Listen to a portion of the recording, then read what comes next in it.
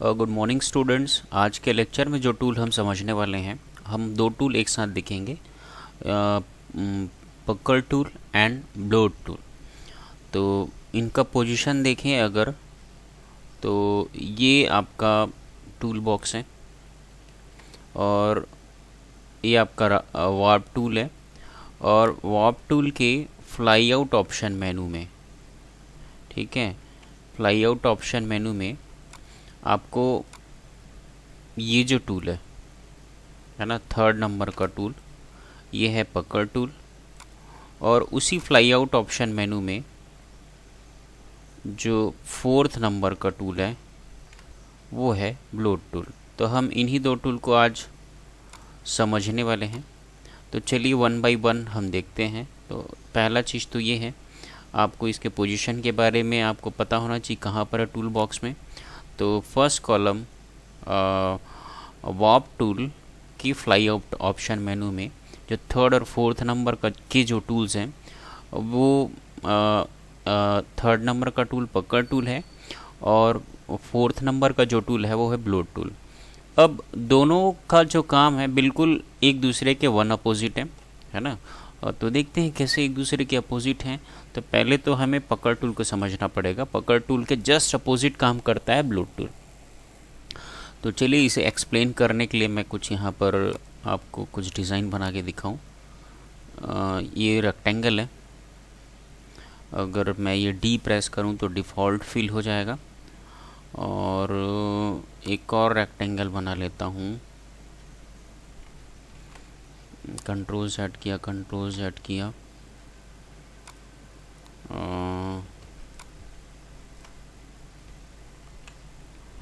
और रेक्टेंगल में बना ले, स्क्वायर जैसा कुछ शेप बना लेता हूँ।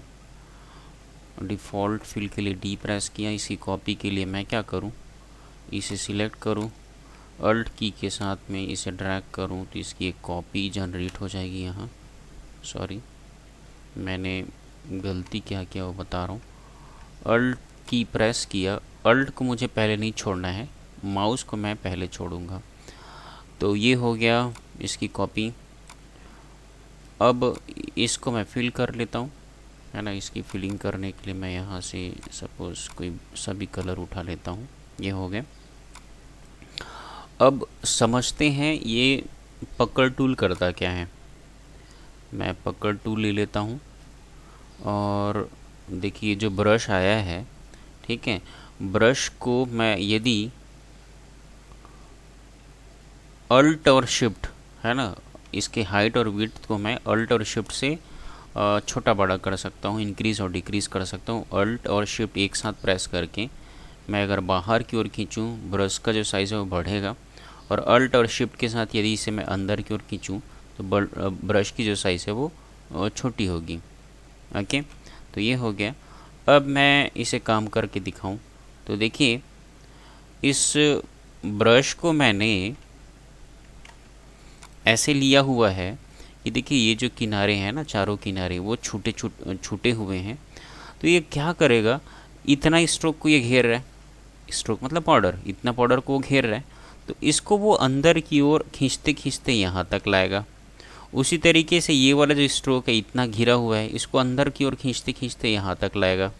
ये इतना स्ट्रोक है, इसको भी अंदर की ओर खींचते खींचते यहाँ लाएगा। तो देखिए एक डिज़ाइन यहाँ पर बनने वाला है।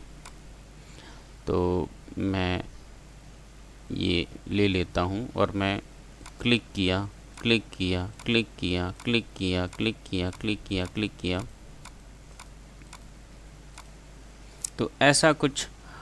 तो ये इस तरीके से ये पकड़ टूल काम करता है। सेम वे में यदि मैं इस पकड़ टूल को यहाँ पर अप्लाई करूँ, है ना, अगेन ब्रश की साइज़ में कुछ ऐसा रखूँ कि ये सेंट, है ना, ये मेरा जहाँ पर आपको प्लस दिख रहा है, ठीक है, ये यहाँ पर प्लस दिखता है आपको, तो यहाँ पर प्लस दिखता है आपको।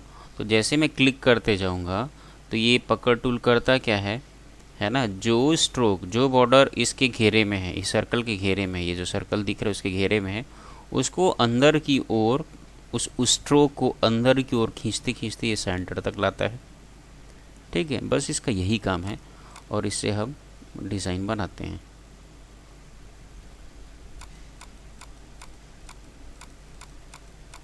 कुछ ऐसे।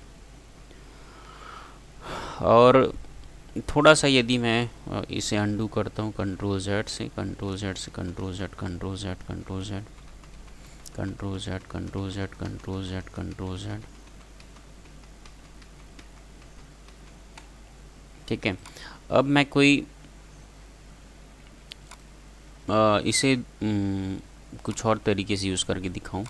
अगेन मैं रेक्टेंगल बना लेता हूं और देखिए अब पकड़ टूल को मैं, देखिए ब्रश, मुझे मान के चलिए सिर्फ ये कॉर्न यहाँ पर को बस इतने बस स्ट्रोक को अंदर की ओर खींचना है मुझे, ठीक है। तो मैं, और वो मुझे यहाँ तक खींचने हैं सपोज, तो उतने को मैं घेरूँ तो कुछ इस तरीके से,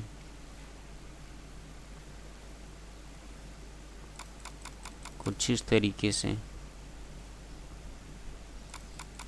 कुछ इस तरीके से।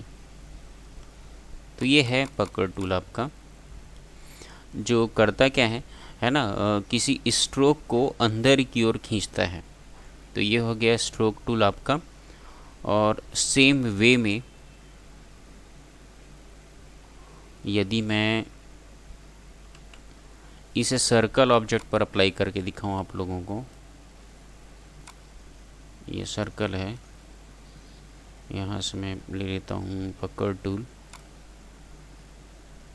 सॉरी पकड़ टूल लिया,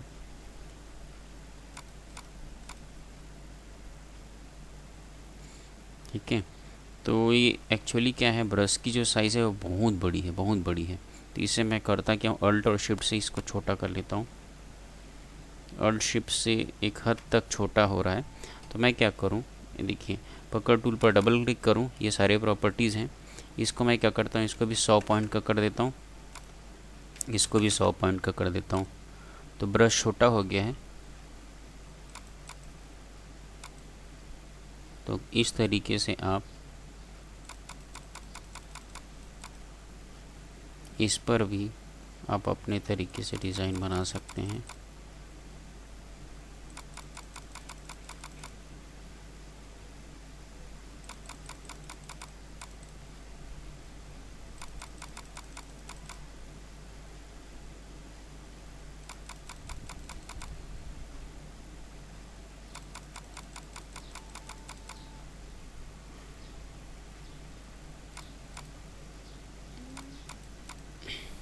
ठीक है, तो ये है पकड़ टूल। अब देखते हैं ब्लो टूल को। तो ये क्या करता है, अच्छा इसके प्रॉपर्टीज़ भी पूरा सेम टू सेम आपने लास्ट क्लास में जो प्रॉपर्टीज़ देखे थे सेम टू सेम वही है।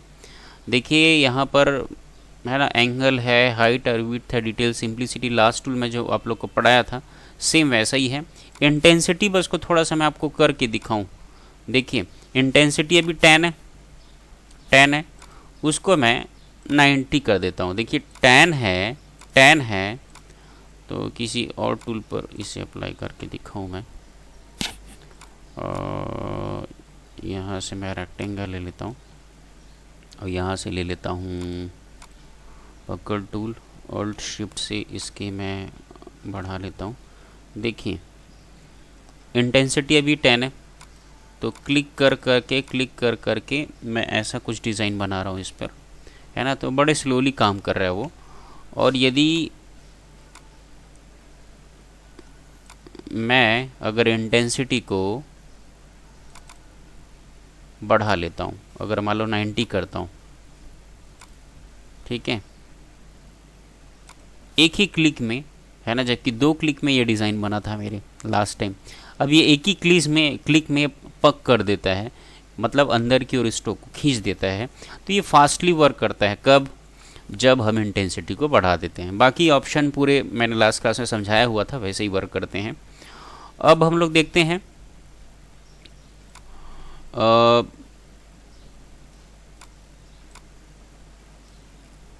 अल्ट के साथ में, है ना, अल्ट के साथ में, और ध्यान रहे माउस पॉइंटर को पहले छोड़ना है, फिर अल्ट को रिलीज़ करेंगे। तो ये हो गया। तो देखिए पकड़ टूल क्या करता है, अगर मैं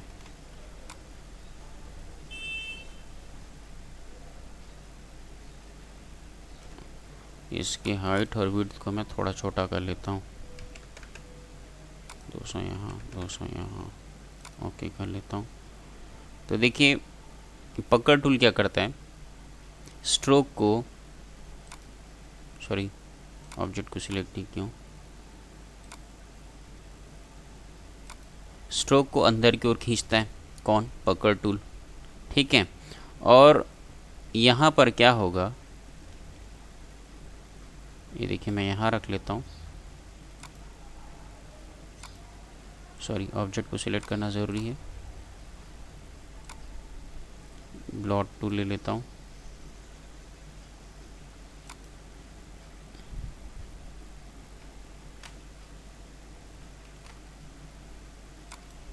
देखिए दो तरीके से काम कर रही है। देखिए अभी मैंने ब्रश को मैंने क्या किया, देखिए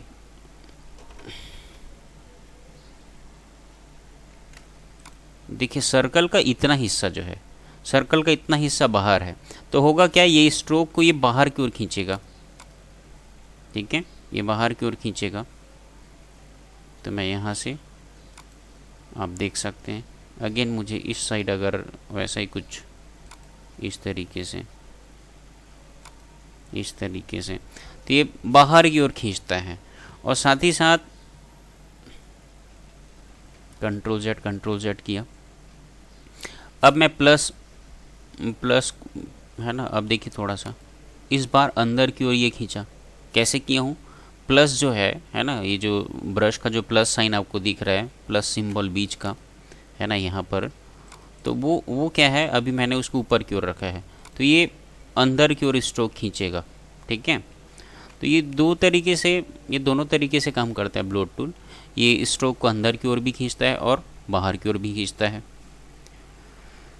तो ये हो गया आपका पकर एंड ब्लोट टूल, और दोनों की ही प्रॉपर्टी लगभग सेम है ना, हाइट और विड्थ, ब्रश की हाइट और विड्थ को स्पेसिफाई करता है, एंगल कितने एंगल से पक या ब्लोट करना है उसे बताता है, इंटेंसिटी है ना, कितना फास्टली आपका वर्क करेगा, डिटेल और सिंप्लीफाई मैंने बता दिया था, ये कितने परफेक्शन के साथ, स्मूथनेस के साथ ये काम करेगा, उसकी सेटिंग है लास्ट क्लास में समझाया हुआ था। So thank you very much, आप लोग इसे पढ़िए, करिए और समझिए, प्रैक्टिकल बहुत ज़्यादा ज़रूरी है। Thank you.